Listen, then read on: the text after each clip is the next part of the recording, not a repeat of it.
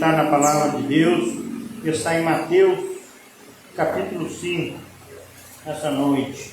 Vamos falar sobre humildade. Amém, meu irmão? Louvo a Deus em nome de Jesus por a vida dos visitantes, do Michel, da Fernanda, da Amanda, a Tamir, seu esposo, seus filhos. A bênção do Senhor seja sobre vocês, meus irmãos, sempre. Amém?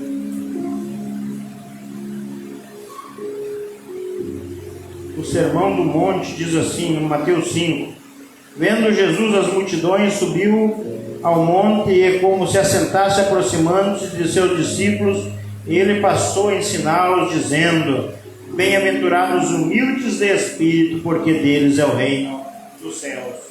Senhor meu Deus, em nome de Jesus, muito obrigado, meu Deus. Obrigado em nome de Jesus por a tua palavra. Muito obrigado, Senhor Jesus, por essa oportunidade que o Senhor nos desse dessa noite para ouvirmos o Senhor falar conosco. Fala com cada um de nós nessa noite por intermédio da tua palavra. Usa-me como instrumento em tuas mãos. Te peço e te agradeço em nome de Jesus. Amém. Amém. Pode sentar. Então vamos meditar nessa palavra gloriosa do nosso Senhor e Salvador Jesus Cristo, né? As bem-aventuranças, né? O que quer dizer bem-aventurado? Bem-aventurado está falando de felicidade, de feliz, né? Quão bem-aventurado, quão feliz é aquele que é humilde de espírito, né? Então está falando de felicidade, né? Está falando de diferença. Aqui nas bem-aventurança nós podemos ver, né, o contraste entre aquele que é humilde e aquele que não é humilde, aquele que é bem-aventurado e aquele que não é, né? Então podemos ver, meus irmãos, que há uma recompensa para aquele servo que é humilde, né? Então no versículo 1 diz: Jesus, vendo as multidões, subiu ao monte e, como se assentasse, aproximando-se aos seus discípulos, esse passou a ensiná-lo, dizendo.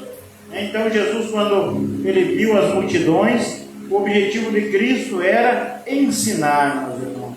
Então hoje é o papel da igreja ensinar. Aonde nós estiver, nós temos que passar aos outros, né, aquilo que nós aprendemos. Isso é ser testemunha de Cristo, né?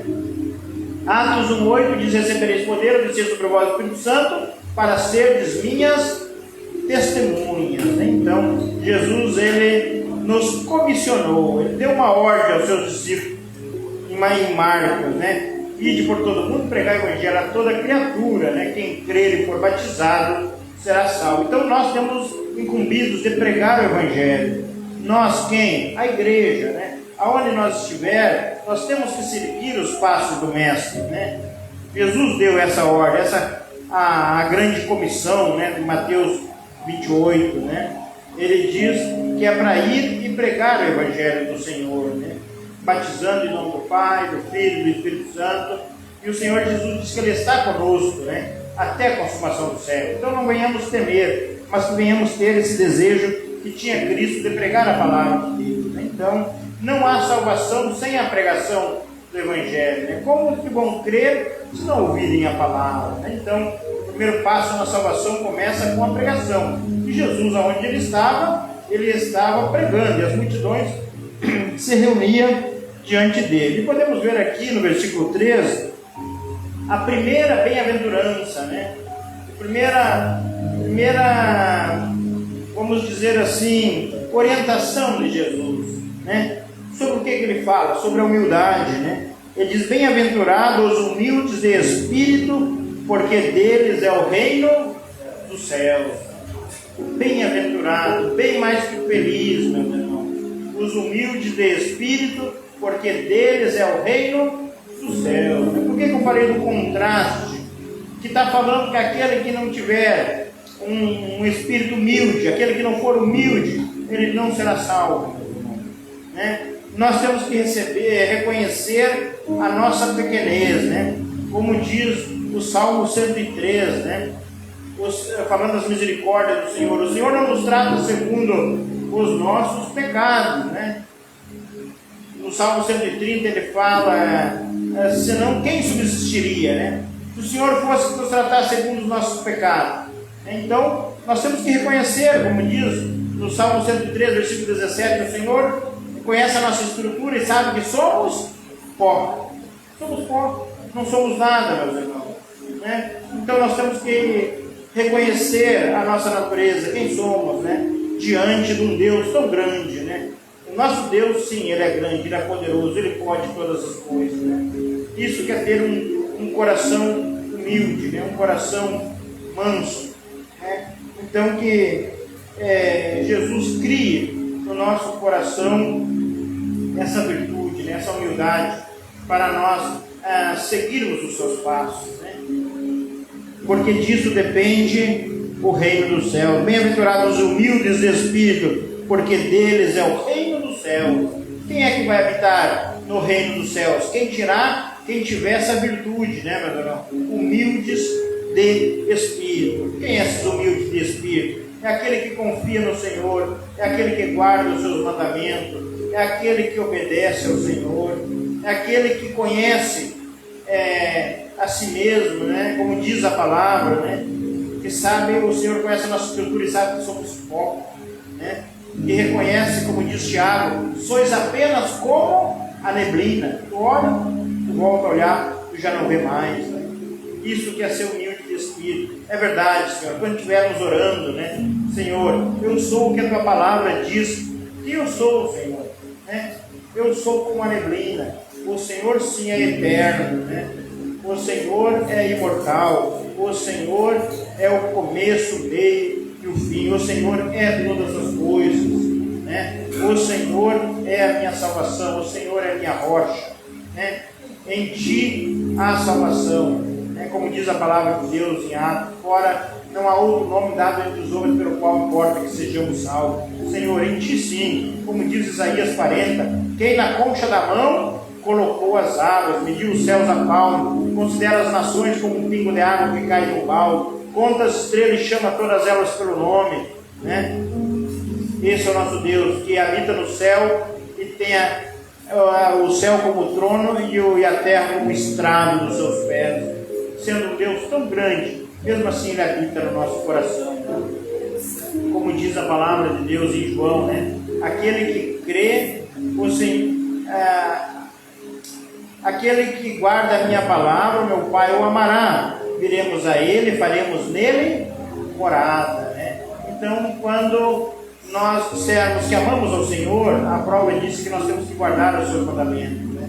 E, em contrapartida, o Senhor passa a morar em nós, né?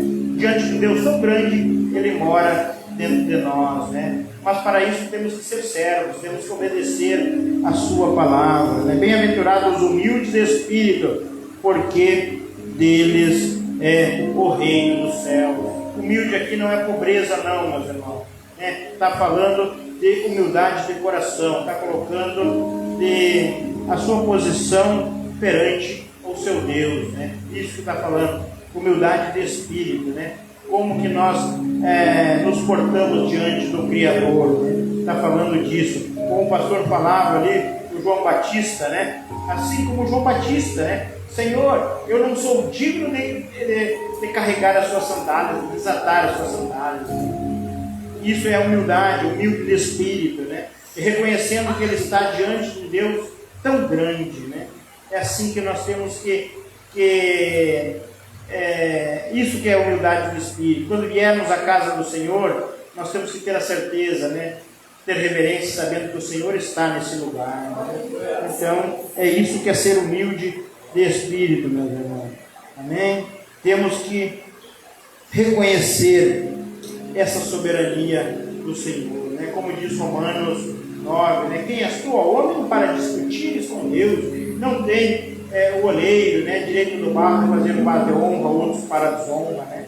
O Senhor criou, o Senhor fez, né? Louvado seja o nome do Senhor Jesus, né? Como foi pregado esses dias aqui, né? Quando os discípulos perguntaram para Jesus quem foi que pecou para que ele nascesse cego. Jesus perdoou, nem ele, nem o seu pai, mas tudo fosse para que a glória de Deus, né? Então, meus irmãos, o Senhor ele está no controle de todas as nossas vidas. Quando nós temos essa certeza, né? Isso é a prova que nós somos humildes de coração, né? Que nós descansamos na palavra do nosso Senhor e Salvador Jesus. Mais para frente um pouquinho, tem uma passagem em Lucas 19.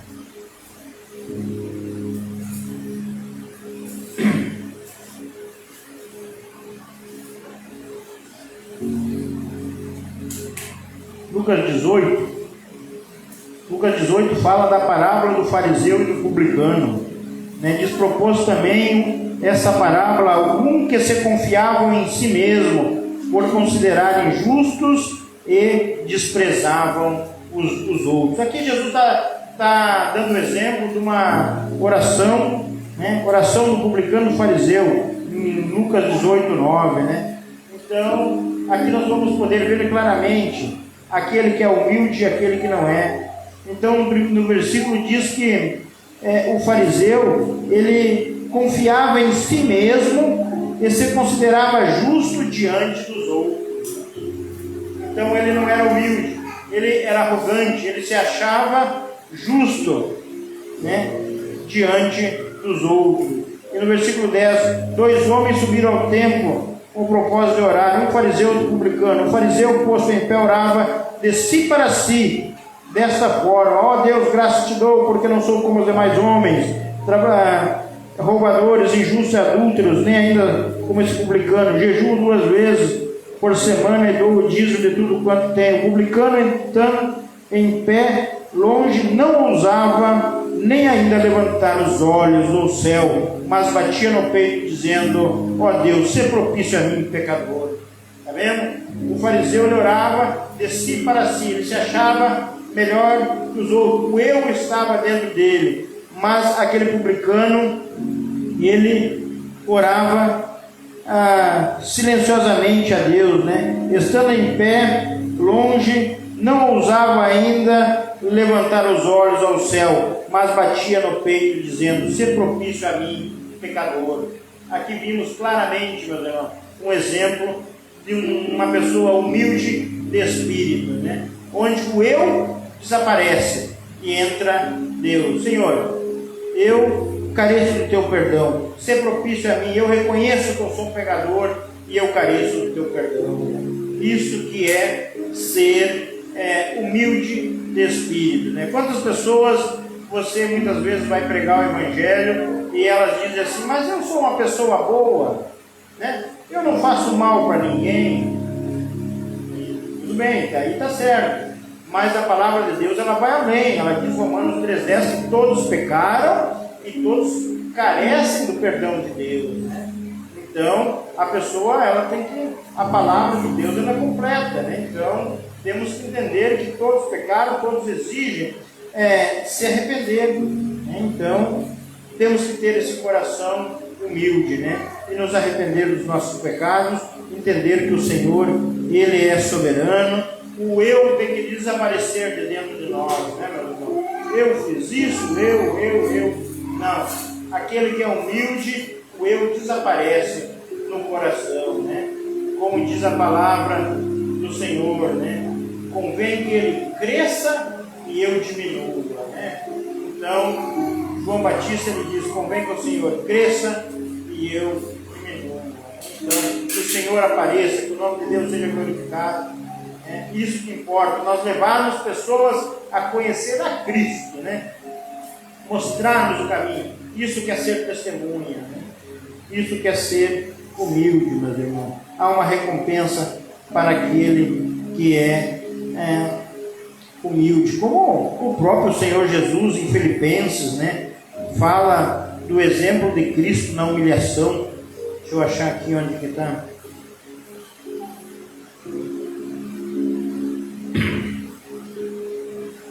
Filipenses 2:5 diz assim: tendo em vós o mesmo sentimento que também houve em Cristo Jesus, pois ele, subsistindo em forma de Deus, não julgou com usurpação ser igual a Deus, né?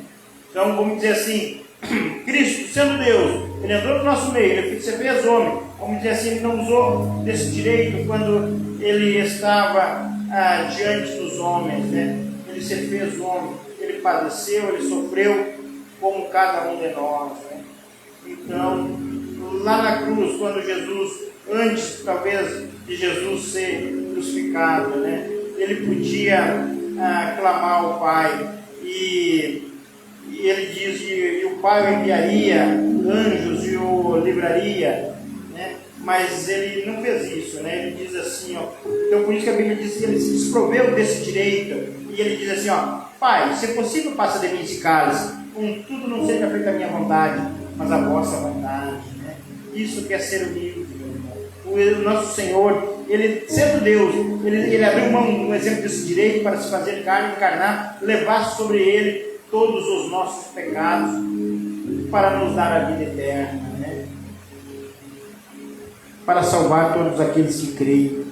O versículo 7 diz, antes a si mesmo se esvaziou, assumindo em forma de servo, tornando-se semelhança de homem e reconhecido em figura humana. A si mesmo se humilhou, tornando-se obediente até a morte, e a morte de cruz. Vimos duas características aqui. O servo, ele é obediente mesmo. A si mesmo se humilhou, tornando-se obediente, né?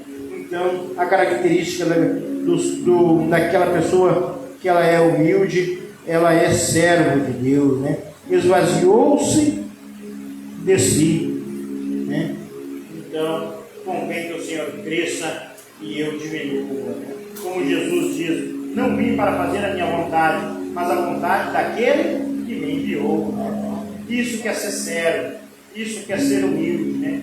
Jesus nos deu o maior exemplo de humildade, né? Indo até a cruz no nosso lugar, se esvaziando, né? Do começo ao final. E lá, antes do sacrifício, ele lava os pés dos discípulos, né? E ele diz assim, vocês me chamam de mestre? Sim, eu sou, mas eu sendo mestre, eu lavei os pés de vocês para dar o exemplo, assim como eu fiz, passais vós também, né? Então Jesus, ele nos deixou, em tudo que ele fez, ele nos deu o exemplo, né? Vocês lembram aquele dia que nós pegamos sobre a misericórdia, né? Onde tinha aquela mulher adúltera que foi prego em flagrante, né? Trouxeram até Jesus, e Jesus com sabedoria, né? Respondeu a eles com uma pergunta, né? Quem não tiver pecado, seja o primeiro a tirar a primeira pedra, né? E todos eles largaram a pedra e foram-se embora, porque todos eram, vamos dizer, pecadores, né? E Jesus nos deu um exemplo de misericórdia, né? Assim como ele usou de misericórdia com aquela mulher, né? Nós devemos usar de misericórdia com o nosso irmão, né? Então temos que seguir o exemplo do nosso Senhor e Salvador Jesus Cristo. Como que nós nos mantemos firmes, olhando sempre para Ele, né? Nunca deixando o caminho do Senhor, como diz o Hebreus 12, né? Temos a rodear-nos tão grande número de testemunho, né? Desembaraçando-nos de todo o peso do pecado que tenazmente nos assedia, né? Corremos com perseverança a carreira que nos está proposta, né? Quer dizer, para nós permanecer no caminho do Senhor, nós temos que tirar todo aquele embaraço, todo aquele peso, todo aquele pecado que cola em nós, tenaz. O que é um tenaz? Para colar na gente, né? Então, que tenazmente nos assedia. Cada um de nós deve examinar tudo aquilo que tem nos tirado a comunhão, né? E buscarmos correr essa carreira que está proposta, que o Senhor propôs a cada um de nós, né? Ninguém de nós consegue correr com um fardo pesado, né? Primeiro tem que largar esse fardo. E no versículo 2 ele diz, olhando firmemente para o autor e consumador da fé, Jesus Cristo, o qual em troca da alegria que estava proposta, suportou a cruz, não fazendo caso da ignomínia, e assentou-se à destra do Pai, né? Olhem para Cristo, né? O autor da fé. Quem é o autor da fé? Jesus Cristo, né? Em troca da alegria que estava proposta. Qual é a alegria de Cristo que estava proposta? Nós, as almas, né? Ele foi até a cruz. Ele não fez caso da ignomínia, ele não fez caso do desprezo, da zombaria, do deboche, cuspiam nele, zombavam dele, né? Mas ele ali humilde, né? Como a palavra de Deus diz, é como um cordeiro mudo ao matadouro, né? assim foi o nosso Salvador, humilde, né, para cumprir a vontade do Pai. Amém, meus irmãos? Então, nós temos que olhar para a cruz, que jamais venhamos direcionar os nossos olhos para outro lugar que não seja a cruz, né? Que não seja para o nosso Senhor e Salvador Jesus Cristo. Amém, meus irmãos? Então fica essa palavra nessa noite, e vamos ver aqui 2 exemplos antes de acabar. Assim que Jesus acabou o Sermão do Monte, lá no Mateus mesmo, deixa eu ver aqui, nós vimos que as pessoas já puseram em prática o que elas aprenderam.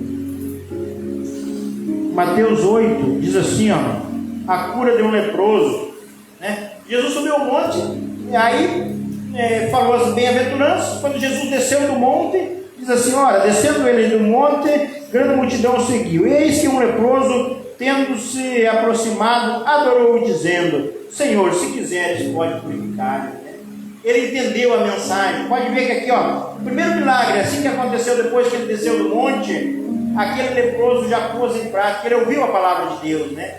Ele chegou, como que ele chegou em Cristo? Ele chegou e adorou, né? E depois ele diz, Senhor, se quiseres, pode purificar, né? E o Senhor Jesus diz, quero, fica limpo. E na mesma hora ele ficou limpo. Amém?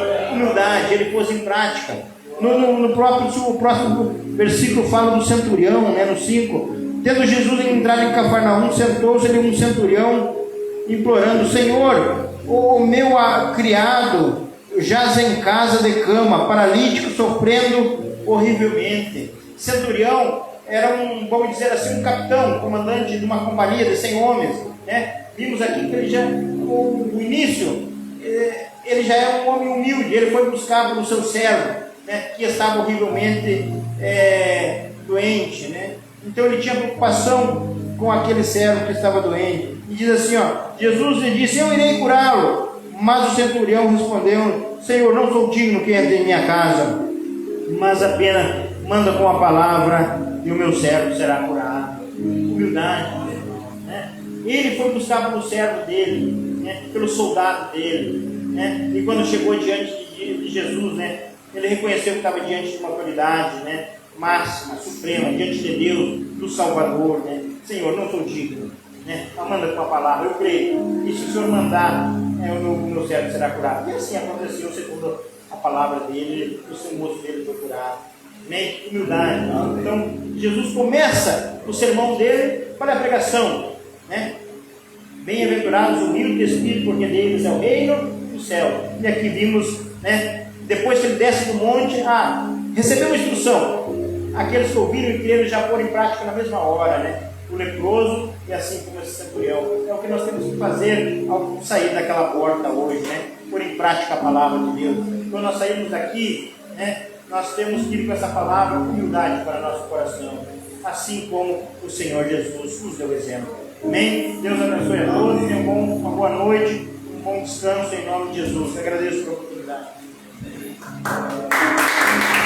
Amém. Glória a Deus. Deus é maravilhoso, né, irmãos? Louvado seja Deus. Isso mesmo, vamos colocar de pé, vamos agradecer o Senhor e a sua poderosa palavra, né, irmãos? Ainda hoje pela manhã eu meditava nessas palavras, irmãos, a maneira como Jesus tratava com todos. Interessante, né? A maneira como Jesus tratava com os discípulos, a maneira como Jesus tratava com os fariseus e a maneira como Jesus tratava com os inimigos. Então ele tratava de várias maneiras. E aí eu me lembrei também da minha sogra, que o Senhor já levou ao céu e ela está na glória. Eu fiquei admirado o dia que ela falou. Nós estávamos falando de oração e pregação, e ela, bem velhinha, mas cheia de fé, ela disse, eu gosto de ir da igreja porque eu recebo aquela oração forte, aquele chucoalhão. Eu gosto de uma coisa forte. Aquilo me chamou muita atenção. Eu digo, como pode uma pessoa idosa, né, gostar de ser sacudida nas bases? Eu fiquei tão feliz. Eu vi o coração dela cheio de fé. Eu gosto da oração que faz tremer tudo. Oração de autoridade. Eu segurei aquilo ali para mim. Aquilo foi uma revelação do Espírito Santo. Nós temos, quando orar com autoridade. A pessoa tem que sentir o poder e a base, tem que tremer mesmo. Quando a gente estiver pregando a mesma coisa, não é? Jesus na simplicidade, né? Pregando, mas com autoridade. Ele olhava no olho com autoridade e o inferno estremecia. Amém? Humildade é isso, né? É autoridade também. Vamos orar ao Senhor, Deus, pedir que Ele nos encha de autoridade, para que com humildade venhamos pregar, né? Com humildade, mas com autoridade, com santidade, mas com autoridade.